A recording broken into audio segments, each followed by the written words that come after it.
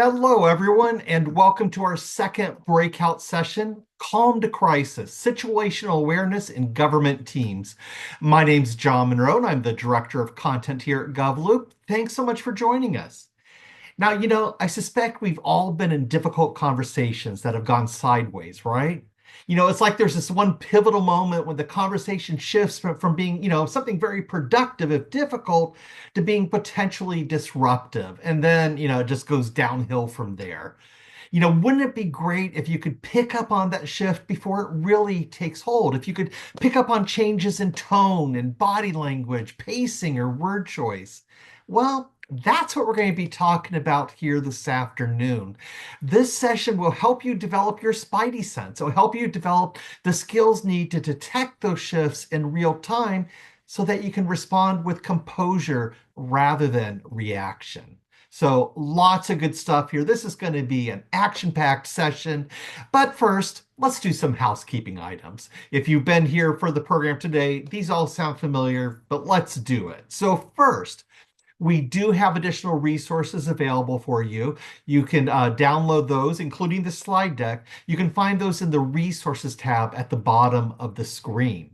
Also at the bottom of the screen, you can find the closed captioning icon. If you want to use the closed captioning feature, just click on that. It'll take care of you.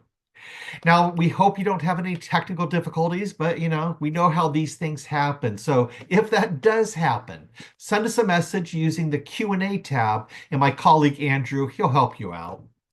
And you can use that same tab to ask questions of our expert. And feel free to submit those questions at any time during the presentation. But also, we have an open chat available. This is where you can interact with other attendees, and this is one of the hits of NextGen. So please take part in the discussion. Don't be shy. And also, if you get interrupted, if you have to take a call, if you have to step away, don't sweat it. Tomorrow, we're going to email you a link where you can watch this session and all the other sessions on demand. All right, so let's talk about CPE. We are giving out 1 CPE credit for your participation in today's session, and there's 3 things that you need to do. And I think we should have a pop quiz because I'm sure you've heard this multiple times. But the 3 things: 1, stay and participate for the entire session. 2, take all the polls. And the polls, they're easy peasy. They're going to appear on your screen as a pop-up. Select your response, click submit, boom, you're good. And then 3, fill out that post-event CPE evaluation. You can find that form in the resource module here on this console or in the resource center in the main environment. And all CPEs will be emailed directly to you once we've confirmed you met that environment. It does those requirements, and it doesn't take that long. All right. With all the housekeeping out of the way, let me introduce you to our speaker. She is Tami Hill-Thomas. She's an executive advisor and certified coach at the U.S. Department of Housing and Urban Development, and she has so many great things to say. So, Tami, I just want to hand it to you. Thank you so much, John. Hey, family, it's always great to be connected with our folks, whatever you are doing, wherever you are, because what you're doing is extremely important. I get the opportunity to just be a voice to hopefully share some insight, maybe even a little inspiration and new information. So if you have pen and paper, we're going to leave you with some resources. So glad to be with you today, John. And thanks, Andrew, for having our back on the backside. Calm to crisis is an extremely important topic that I love training on. I have the opportunity to share this information because it equips professionals across all disciplines and helps them recognize how to respond to subtle and escalating shifts in conversations and environments. So we're not just going to equip you today with the team's perspective and how to relate with people, but also how to deal with yourself, because sometimes that's a lot. This training helps government teams and local and whether you're a nonprofit, helps us all get strengthened because crisis response can improve situational awareness, recognizing behaviors and emotional indicators of a person in crises or maybe a group that's about to experience one, and ultimately helps us apply self-management techniques That's what I get to bring today. Just the reiteration that we have to remain safe, calm, and effective under pressure.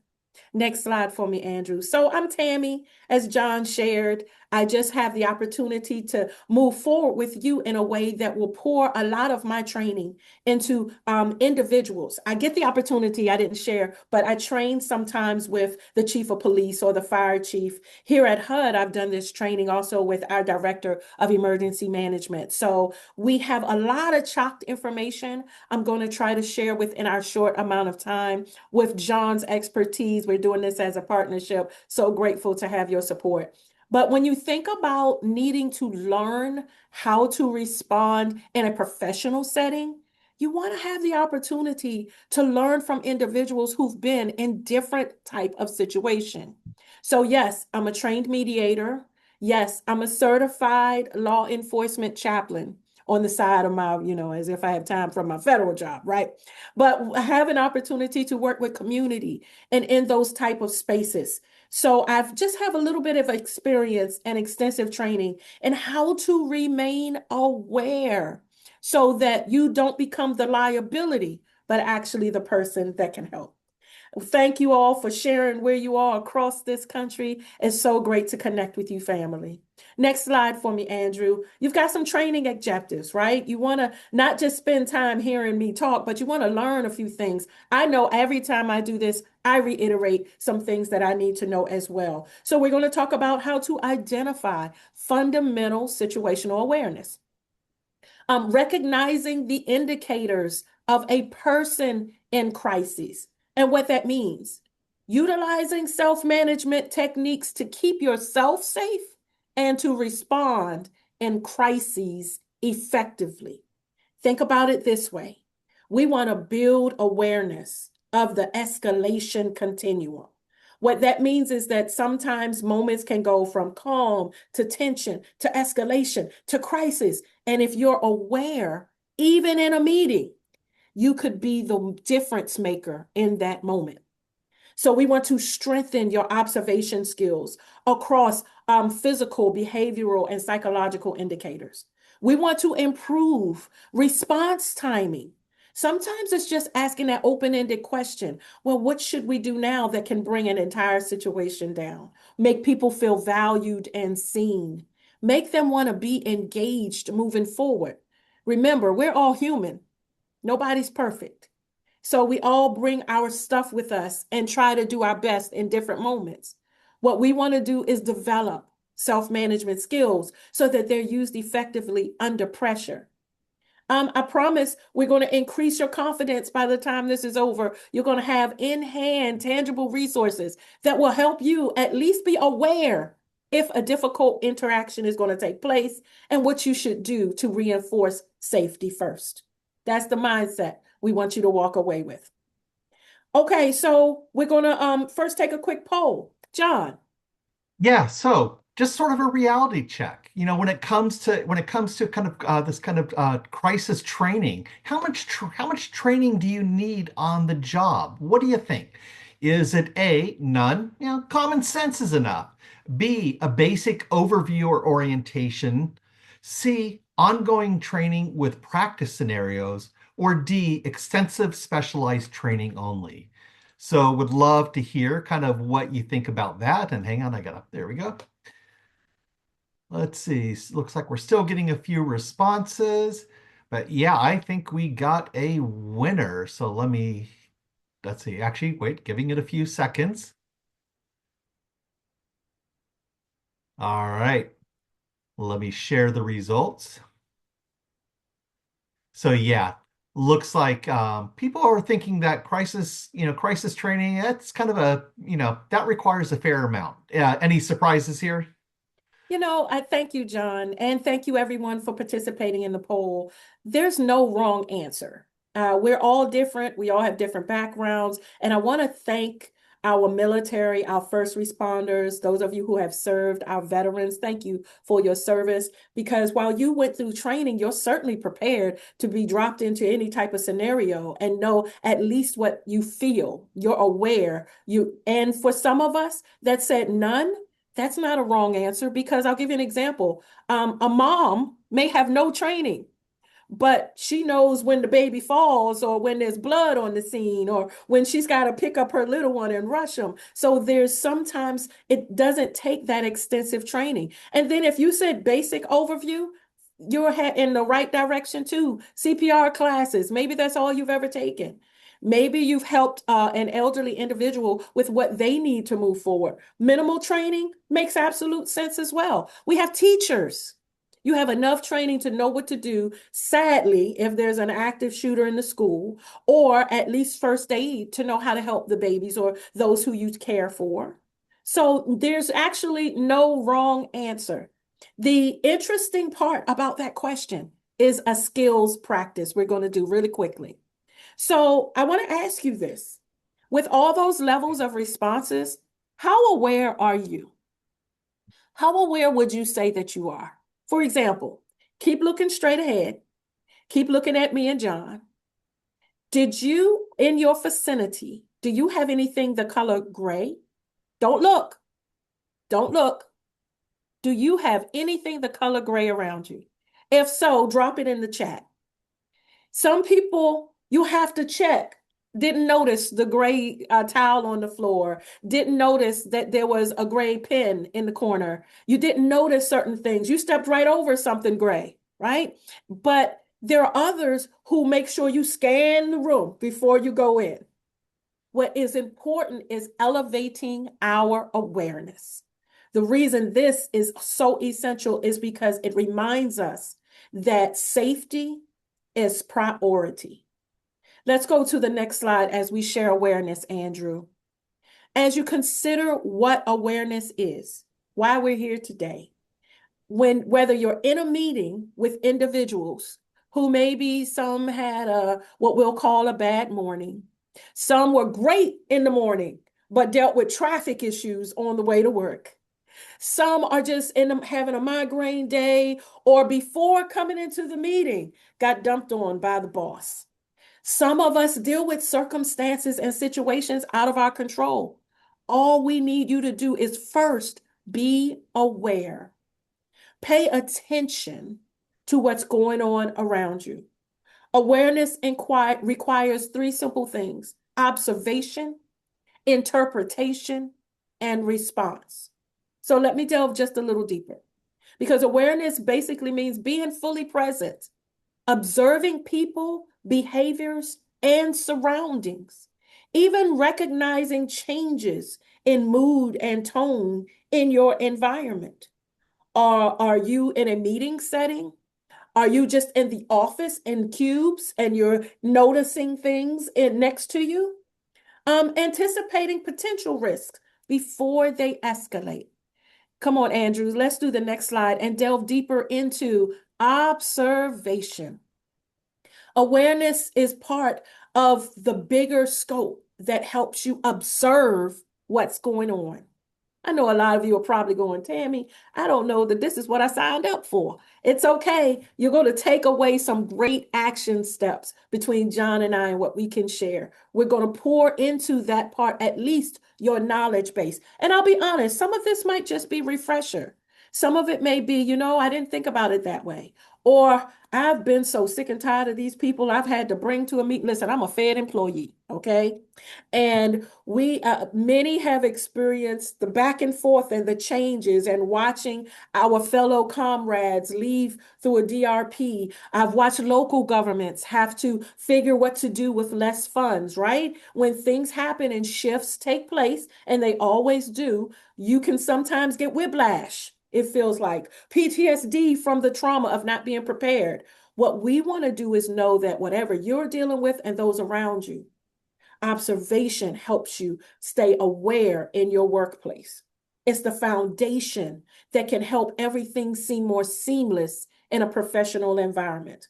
You notice things. That simple.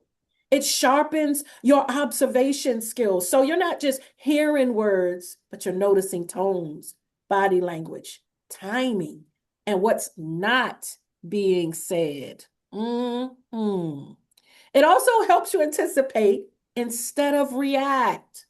I often share a joke, John, where I tell folks, I'd rather not have to use bail money. I'd rather go on a vacation. There's some cruises I'm trying to get on, right? So if we get to a place where we're prepared and we're handling us, we're anticipating, or we're at least postured to be strengthened in our decision making, then we make good decisions instead of reacting to a situation.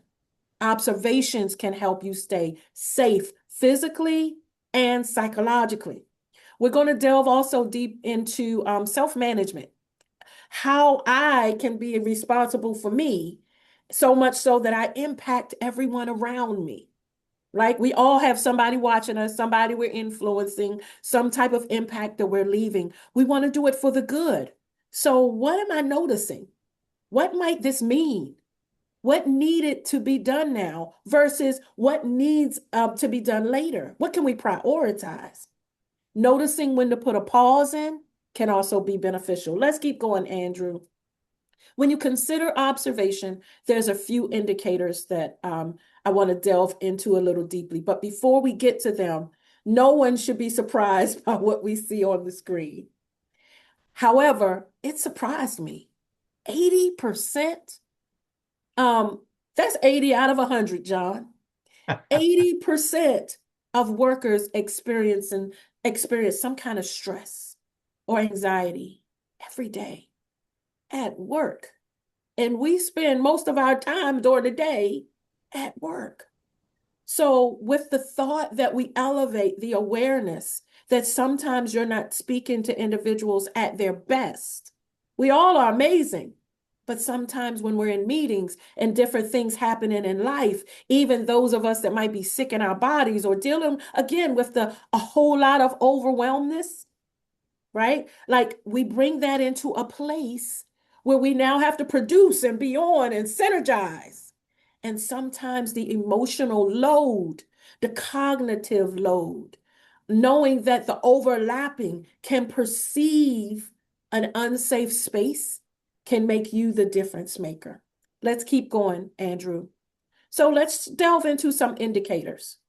Indicators are what you notice. The awareness part is what you make of what you notice. And then the response is what you do with it. So while we're talking about this isn't just about work. This is about home life. This is you in your neighborhood. This is you at a traffic stop. We oftentimes want to run another car off the road, but we forget there might be a baby in the back seat. There are people. There might be a new driver. Didn't see you in a blind spot. We're going to talk about how to remain so much self-control that you are the difference maker. So indicators, consider that to be a signal. Okay? What you detect. Silence where there's usually engagement or a shift in tone or a raised voice or someone pacing, what you notice and interpret together. But awareness can also be the ability to compare what's normal, that baseline, to what just feels abnormal. An environment, a stressor, something that doesn't usually sense to be correct, right? That gut influence. But what we want to do is delve deeper into understanding that indicators are signals, not conclusions. We are not therapists. And if you're a therapist, thank you for your service. Sometimes there's space for that. I'm a global coach. I train coaches on how to coach. It's an honor to be able to save a space for someone to process. However, you don't know when you're sitting in front of someone how they are. That's why we have to be kind to each other. So let's take this information and delve a little deeper. Come on, Andrew. Indicators. Let's start with physical. What you can see in the environment. That's what changes appear. The body language we keep referencing, right? Examples of if somebody has their clutched fists while they're in the meeting, if somebody's even shaking and trembling, the heavy breathing. If you notice somebody just sighing all the time while you're trying to push through your agenda, sometimes being aware can help you recognize how rapidly an atmosphere may change. So unpredictable movements can be an indicator, the same as a change in energy. Let's go, Andrew, because another indicator is behavioral. What the person's actually doing. Are they communicating? Are they not communicating? Are they stuttering? Are they mumbling? And this is someone that's not usually them. Did you notice just crying, escalated posture? Maybe they're aggressive in how they're moving all of a sudden. Maybe they're withdrawn or disengaged. The signals, family, the indicators that you can be aware of just to notice that this is something that needs more than just for me to railroad and keep going with my objective. Let's go, Andrew, because another indicator is psychological. Yep, what somebody's dealing with internally. Thank you for Mental Health Awareness Month. We all need to take time to remember we're responsible for our body's physical. The same way you wouldn't walk around with a broken leg. You're going to go straight to the doctor, get it casted up, get crutches, go through PT, because you need to walk, you need to drive, you need to get back to life. You should not walk around with broken emotions or with needing assistance, right? So if you notice that someone else is showing signs of those stressors, and then you're going to go into a meeting and expect someone to be at their best, if you notice that someone is shifting to anger or shutting down, ooh, that's a good one. Because a lot of times that can be one of the biggest ones that we don't see or we don't acknowledge. Struggling internally or low motivation.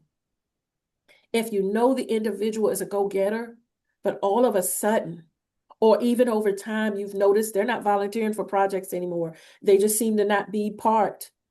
Those are the indicators that you want to make sure you're paying attention to, at least so that you're aware up something might be happening. Situational awareness. Because as that behavior goes into your meetings, how productive is your meeting really going to be? Let's go, Andrew. So now that you've learned about indicators, let's talk about how to respond to them. You've thought now, okay, Tami, there is someone that doesn't seem to be their best all the time, or I do talk to this person and they're not how they used to be, or there were differences in our last meeting. Okay, now you're aware. Think about that. But then you could be a superhero. At a minimum, a change agent. You could be the one to say, you know what? We've got a full agenda in front of us, but I need to take a minute. And I just want to ask a question. Everybody, what do you need in this moment? Open up to allow people to be seen and heard can shift an entire atmosphere. Family, I'm giving you some of the tips I give to executive leaders that I coach. Sometimes you just got to be in a place where you realize it's a team, not just you. So when we respond, we understand that not every indicator is necessarily a signal of a problem. Some are just the individual shifting, but it's you being aware to the shift. So let me give you an example. What am I seeing and hearing? Right? That will help you with what you're considering in the moment. What's different or changing? Just you talking to you about what is in front of you, or the atmosphere you're feeling, or the project team you're leading. What could this mean? Open-ended questions are awesome, family. Those what and how questions, they can give you a lot of information to help you figure out how to move forward. So as we delve into you being the one in control, it's all about self-management. So what is self-management? Hit me, Andrew. Self-management, basically, family, is how you control you. I'm a law enforcement chaplain, and on the side, I'm very honored to be. My husband is a chaplain with the Buffalo Soldiers, so we see ourselves as different makers in what we do. However, if I show up on the scene and I'm not responding as directed, or I'm making the situation worse, how effective am I being? So it's the same if I'm in a situation with a coworker. If I'm sharing a space with another human being, then the one thing I can do is make sure to control me, what I feel, what I'm mastering, the demonstrating self-control. So how I control my emotions, how I remain calm. Rule number one, if somebody's up here, You can't be up here too. And I use that demonstration as whatever in the moment is high anxiety or the vibe is off the chain or whatever you want to use, pardon my slang, that will help you understand if someone's yelling or if someone's amped or whatever it might be, you have to be the calm. Someone's got to be the calm to help maintain professionalism. You want to be the one to think clearly about what you're seeing. What could be adding to the stress? Sometimes if you notice it's two people, maybe you get to be the one to say, you know what, can we both breathe here? Can we all breathe? You know what, can we talk about that another? You can be the difference maker just in a moment. But you have to recognize and know that it's you, okay? And this is what Tami talks to Tami about too, family, making sound decisions despite how tense it might feel, how uncertain it might be. Because in crisis management, we're the ones that can escalate it or de-escalate it. And that doesn't take training. It takes awareness and self-control. At its core, self-management shows up in how you handle the stress, communicate, maybe prioritize, and even follow through. So it's emotional regulation. Let me share an example. During a tense meeting, instead of interrupting and raising your voice, you pause. Maybe even say, I'd like to take a moment to understand your perspective before I respond. Certainly, wouldn't that make the other person feel like you're seeing them? You take the opportunity to think about a professional composure. Maintaining that calm and respectful presence, even under pressure, could look like this. Thank you for your feedback. I'll reflect on that and identify how we can improve. I must say that all the time to people who disagree with me. Your feelings are valid. Thank you for sharing your thoughts. Doesn't mean I have to agree. Just means that I see them and understand they're a whole person that has different opinion than me. But because I didn't go in an attack mode or get defensive or personalize and own that, I created space to allow future opportunity. Come on, family. Focus and discipline can often just be turning off notifications on your phone or on your computer and making that person feel like the priority. I've been there, John, where I'm having a whole conversation with somebody and they're looking away at their monitor. How do I then respond? Right? Sometimes it's with no response, just walking away to keep me, because we're talking about self-management. Just another one. I want you to consider this. Self-management matters because in a crisis, people often look to the calmest person in the room for direction, reassurance, and stability. That's why leaders are so important. And family, that doesn't mean with a title most times. Leaders are the person who impacts front line, middle, maybe not even management.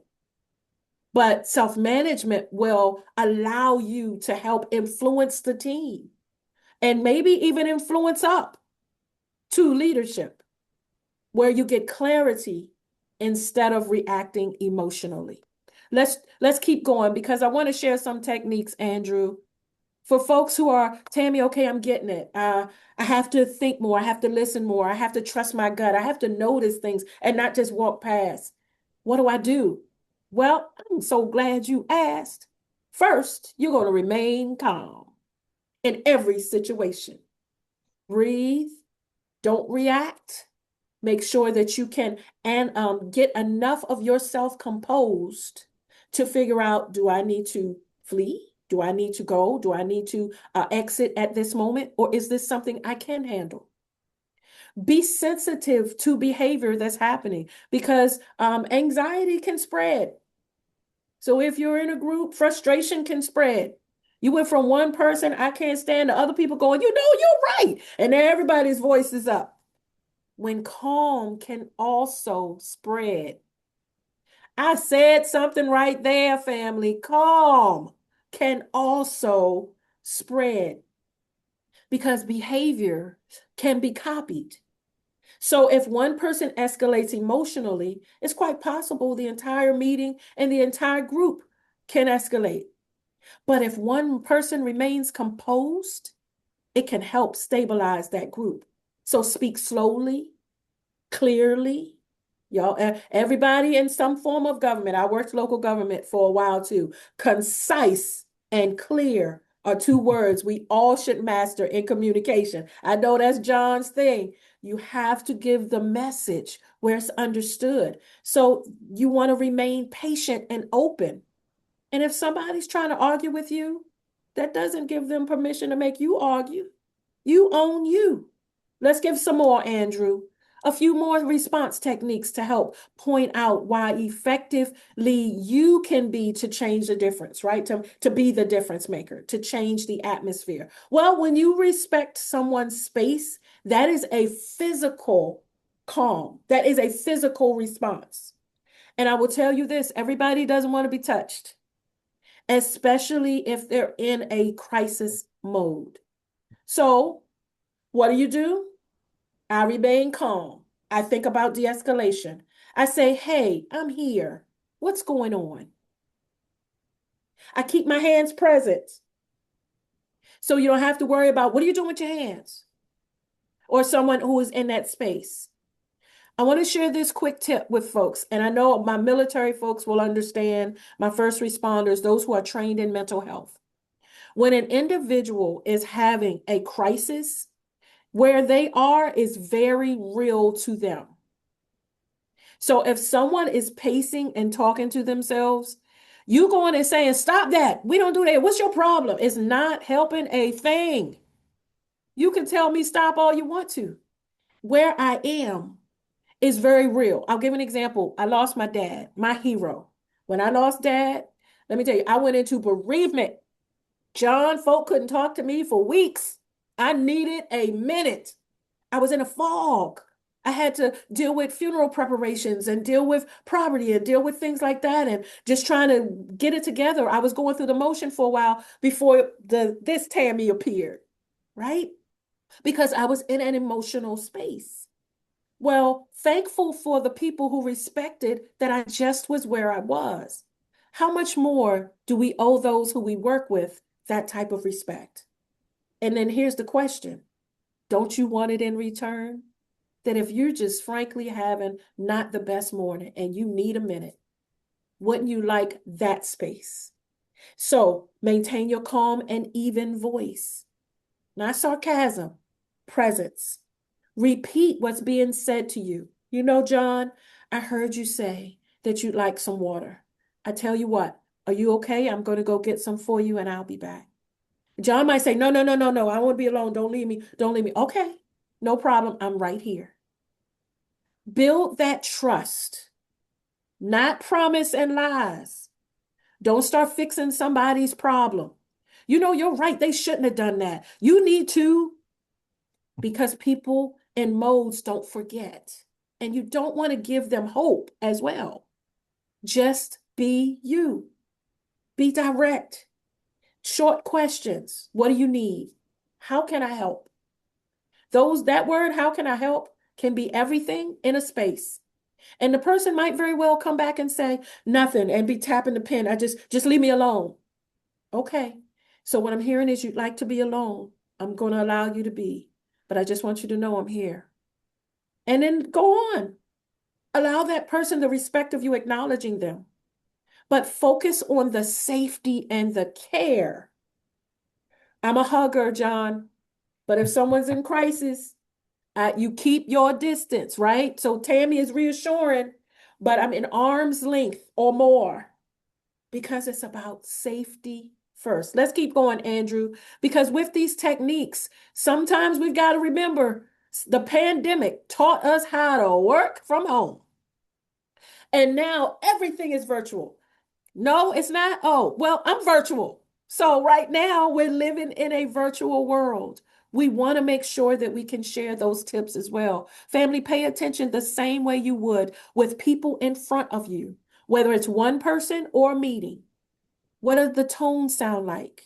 The pace of the meeting, is it moving as required? Is it going down the agenda? Does somebody keep repeating something about something that happened? Do you have the power to pause? Or even if you don't and it's not your meeting, I'm sorry, I don't know if you heard, but Karen repeated something a few times. Would you mind if she shared? Look at the moment you're being, helping her be heard. Listen to what's not being said. A lot is visual. Do you notice somebody pacing in the background, right? They're not necessarily present. Do you notice that there's a lot going on around the individual? Do you notice they're not part of the meeting? Has the energy shifted? Even in the chat comments. Uh-huh. Because that's indicators that you can, at a minimum, be aware of. I'm sorry. I know this is your meeting, Bob. I noticed that John is in the chat and he's reiterating a few things and he's got some points. Can we share those now? Or all I did was create space to help John feel seen and not take away or disrespect the person in the meeting, holding the meeting, administering the meeting, because we're all here together.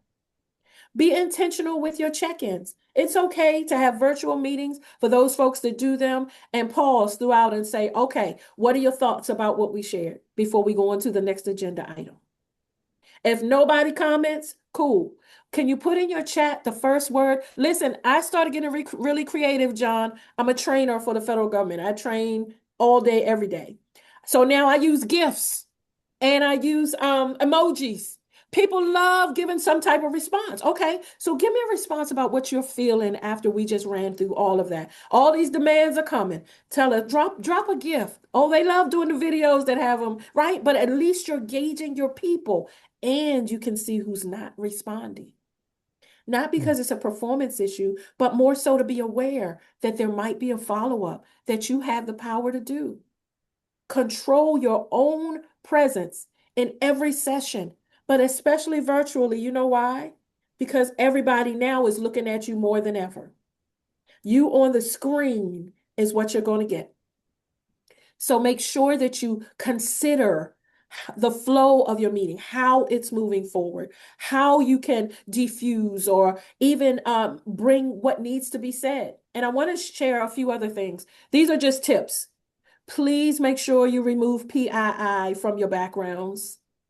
This is, again, I'm around law enforcement. Please make sure there's no personal identifiable information. Be very careful doing trainings with your family photos behind you. And as much as we love to see all your licenses and your colleges and everything, be very, very careful. Consider a blank screen. The sun is super shining behind me, so that's why this is what you're getting. But consider something that is neutral to protect both your safety and your family. Situational awareness in virtual meetings is truly important because once you track the energy and listen to what's being said and have your check-in, even consider the chat and, well, now we've got to leave this meeting, so now what? Well, let me offer this for you to consider. Before you end the meeting, how about confirming what decisions did we make today? Let's highlight them so we're all on the same page. Let's talk about responsibilities so that people aren't leaving. I hate sitting in meetings. Every time I leave is a waste of time. I still don't have an answer. I know, John, it's just me that has those experiences. But when you have that closing clarity, it makes a difference because at least everybody's moving to the next space and in accord. Okay, Andrew, because sometimes all of these tips and techniques, everybody can't handle it all. I'm a witness. I'm trained to handle and to mediate. And there are some times when it's bigger than me. Well, family, you're not Superman and Wonder Woman. Everything doesn't need you to do it. However, being aware and then being having your own techniques and how to respond can help make sure you stay safe and the individuals around you. Remember, de-escalation is not just about handling it no matter what it is. It's about recognizing when the situation shifts. So when safety feels at risk, You create distance. Contact your security. We're not asking you to try to be the police. They are who they are for a reason. Security in your building, whoever is around you, whatever is around you, be aware. When emotions escalate, despite some of your best efforts sometimes, still you remain calm. You create the distance necessary, pause in conversations as necessary, step away and seek support. And sometimes your interaction might be, I want to make sure we handle this the right way. Let me bring in additional support. That's very honest. It's very open. They feel respected and seen, and you're being very transparent. When you notice that a conversation, family, is not being productive, going in the circle, as I call it, right? Then that's when you escalate to managers, mediators, maybe HR or support systems. Here at HUD, we have a dynamic coaching program. If nothing else, federal workforce, you have an EAP, an employee assistance program. And most local governments have other supportive services that are available for staff. So when it feels like it's out of your hands and you're being asked to do something beyond your authority, here's a think about, I want to make sure that I'm providing the right resources to you and I'm being the right support. I feel like this is above me, but I want to get you what you need. Hold on a minute and let's go get someone else that can help. That is real, is fair, is transparent. And for those who worry about harassment and discrimination and threats and those type of policies, they are certainly something to be aware of. So if you aren't comfortable, remove yourself from the situation. Totally makes you safe. And then help. Don't just walk away and keep going. Go help someone become aware. Okay? There's times, John, when sometimes we feel overwhelmed and we go into a meeting or we feel unable to be composed. Well, if you're not able to keep you together and self-management isn't happening, then stepping away is the only option. I'm going to pause this conversation so we can come back to it in a more productive way. Bam. Great statement. Have it in the back of your mind when someone starts escalating. I'm going to pause this conversation and see so we can revisit it in a more productive way. It's like a tape recorder, John. I'm going to pause this conversation so that we can come back to it in a more productive way. That's totally giving space, my voice's tone, and still letting the other person know and come back to it so we can revisit this, right? You're not dismissing an individual, you're engaging them, but you're engaging them in a helpful way. And you've heard me say safety, but I'm going to reiterate it. Safety, clarity, and oftentimes the appropriate authority can take priority over you trying to resolve it in the moment. In other words, if somebody slips and falls, you're not going to sit there and try to brace their leg up and do it right. You're going to run and call 911. Okay, so do what you can do in the moment. And when it's outside of you, follow the steps of distance, pause, stepping away, and getting support. Come on, Andrew. I promised that I would leave you with help, with a resource. I said earlier, the Red Cross has some amazing trainings. Please, everybody get CPR certified. Save a life. You know why? Because if your heart stops, you're going to want somebody doing what they got to do on your chest. So how about let's do what we can do to be better? But mental health first aid is a great course. This is not a government paid course through the federal workforce that I'm aware, family. There are some fees, but there's also YouTube University that can give you some insight as well. But mental health first aid is phenomenal. It allows you to remember, assess. This is everything in a nutshell, algae that I've been sharing today. Assess for risk. If the floor is wet, you're not going to keep running because you'll slip and fall. If you see somebody on the floor, you're going to look and see what might have made them fall, right? You're going to assess the situation. Listen non-judgmentally. Non-judgmentally. Because if I feel like you're judging me, I'm never going to talk to you again. So if you want to make the space for you to be the difference, non-judgmentally. Allow a person to be the wonderful human being they are, even if you don't think it's at their best. Give reassurance, validation. I told you, I use regularly. Your feelings are valid. As John, that is a great cheat statement because it makes people, even if you disagree with them, at least feel respected. Your feelings are valid. Thank you for sharing that. We're going to get back to this at another time, okay? And then go, dismiss yourself. But your feelings are valid, can help you in that space. Reassure that person. You would want to be reassured. You wouldn't want the boss to say, that's stupid. What are you talking about? You would want them to know that what you feel is important. So also encourage the appropriate professional help when you're able to.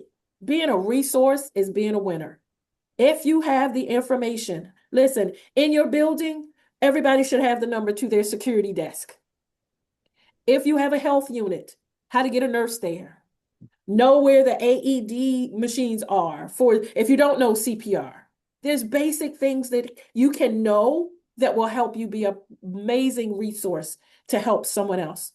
And then encourage self-help. It's okay to say, listen, I'm here and I appreciate you. Welcome to come see me anytime. But EAP is a great resource. Have you heard of them?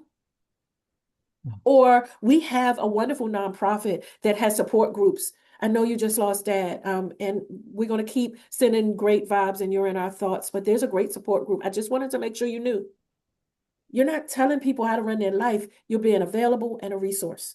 But mental health first aid can help you, especially if you do want to get certified in another level of how to really be more the individual in a extreme crisis. This is a great winner. Okay, Andrew. We're going to move forward because as I get ready to come to the end and kick it back to John, there's some things you've got to do.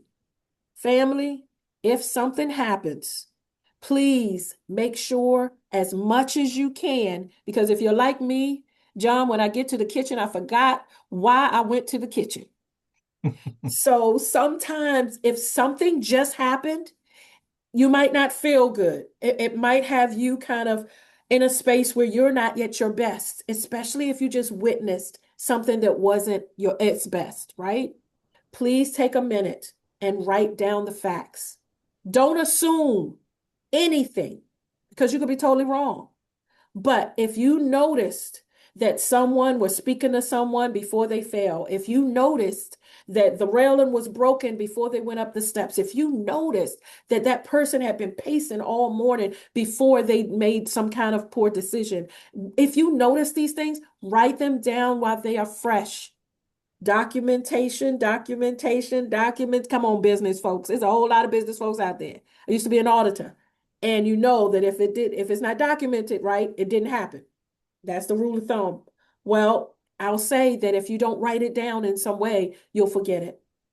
And it could be very beneficial to some type of that individual or even the agency, just trying to make sure they can provide the support necessary. They didn't know that rail was broken, and then the person fell. Okay, so now it was the rail that did it, right?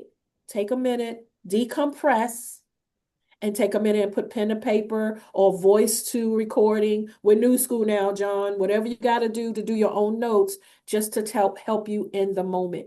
In case something comes back, you can say, well, yeah, I did. Actually, no, that was on the 12th of, okay. Doesn't have to be deep. We're not asking for a dissertation. We're asking you to make sure that you're the best you in the moment.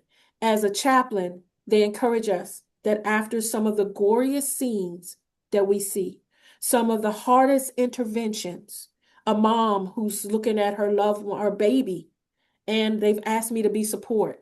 Well, now I've taken that all on because I'm a people person. So they have trained us to decompress with another chaplain on the way home. In other words, people need people. So don't assume that you can just make it gung ho and go forward and you got this. Take a minute to allow yourself grace from what was just experienced. Write it down and close the loop with whatever support you need. John, sometimes we just need these type of reminders because we can't always control a crisis. And most of the time it's not for us to control, but it is for us to control us and how we respond. So those last few reminders, what am I seeing? What's different or changing? What could this mean? What do we need in this moment? Even if that's the question you ask your team, because everybody seems to be, they're giving us mandates. They keep shifting this. Now we're doing, now they're telling, okay, let's, so what do we need in this moment? And allow folks that space.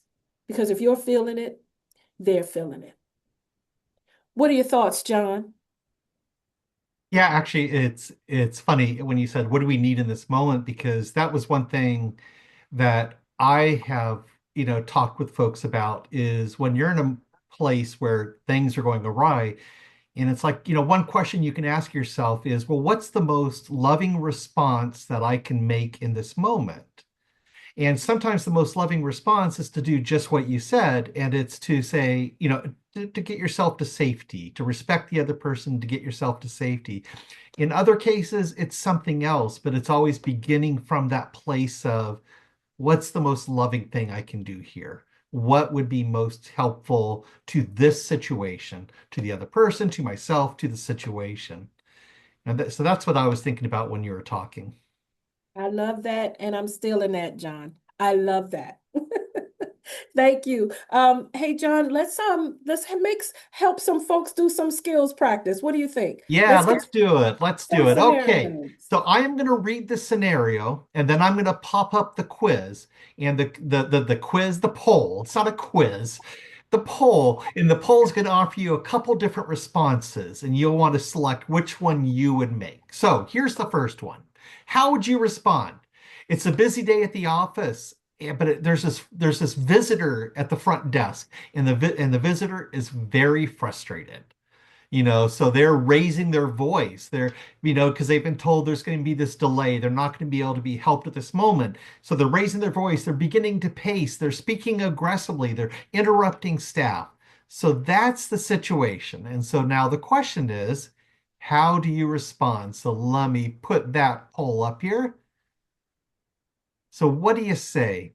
And Tammy, one thing I was thinking about when I read this scenario is one thing I try to do is when someone is acting out like that, I always try to remember that person is in pain. They're acting that way because they're in pain. And because they're acting that way, they're compounding their pain. And so it's like just a little compassion can help me get centered in that moment. I love that. Absolutely. Okay, looks like some responses coming in. What you got, family? Okay, so let's take a look. I think got a pretty clear winner here. So what do you say? Absolutely. Come on. You don't want to be a liability. If the individual is in a place where they're frustrated and aggressive, is your frustration and aggression helping? Now, I used to be, one of my first jobs was working at an emergency shelter. I was at the front desk. An emergency shelter, you get the rawest of the raw. Okay. You get people where they are, not in their best in any way, just seeking help. And so you're not going to get people that are coming dressed in the nine and, smelling their best and poised and considerate. You're going to get the exact opposite in most places because they need help. And most people that are in a place where, oh my God, I need help, are going to do like I just did. They're not coming patient and I need help now, right? So if you're in a front desk scenario, then your calm is number one in every situation.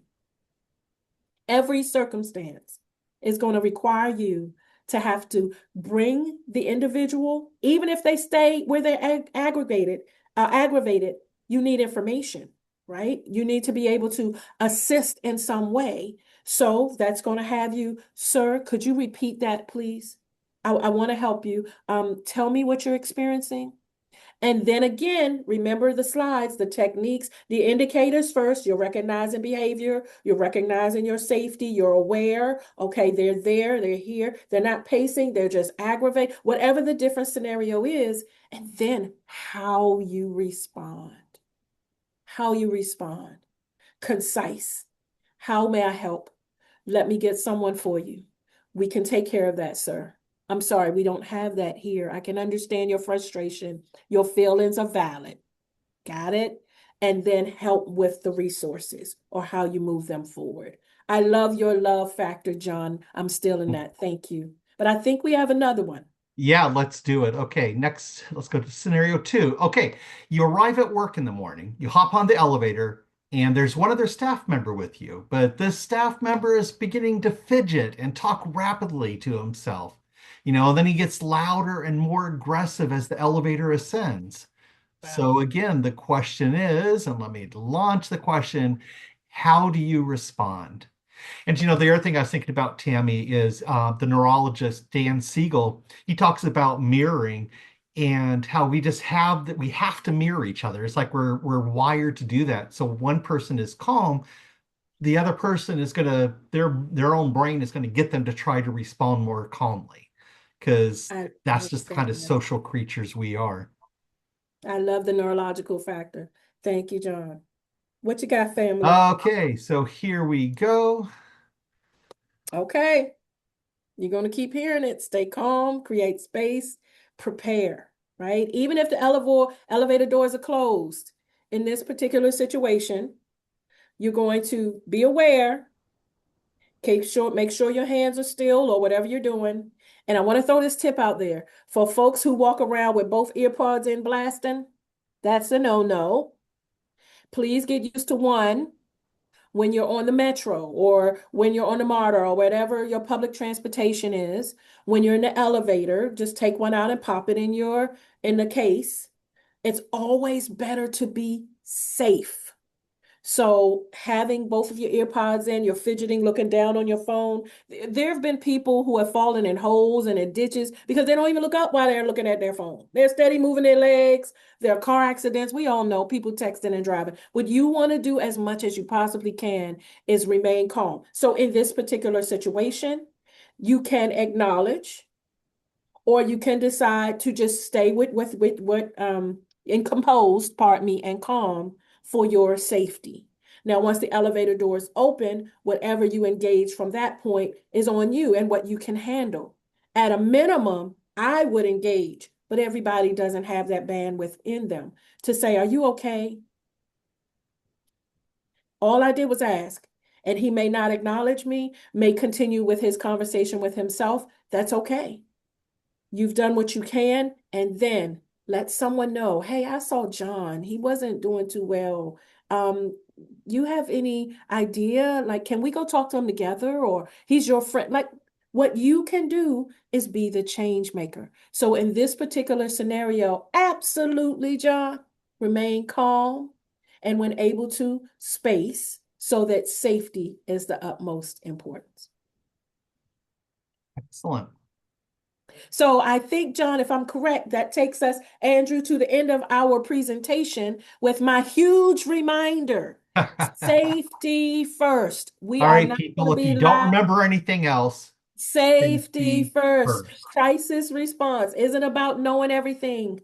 It's about recognizing indicators early enough to respond appropriately. It's not about being super duper trained. It's about being aware. So make sure that what you do is be the best you can. And then care with the love factor that John shared today. Thank you so much, John and GovLoop, for the opportunity to share with my family. Thank you, Tami. This has been marvelous. I can't believe we're already out of time, but here we are. So, Tami, thank you so much. We're so glad you're able to be with us and to share this great stuff. Just marvelous. But of course, I also want to thank our Next Gen Alliance partners, WEPA and Code for America, because of course, we couldn't do wonderful content like this without them. So, but before we go, I do have just a few quick reminders. First, don't forget to fill out your CPE evaluation. You want to make sure you get that credit. If you haven't done so already, go to the exhibit hall. There's still time. Check out all the amazing booths. There's lots of good information there. And then finally, yeah, we got our closing keynotes from 3 to 4 Eastern time. You can access those sessions in the sessions tab in the main environment. So I hope to see you there. And otherwise, have a good rest of the day.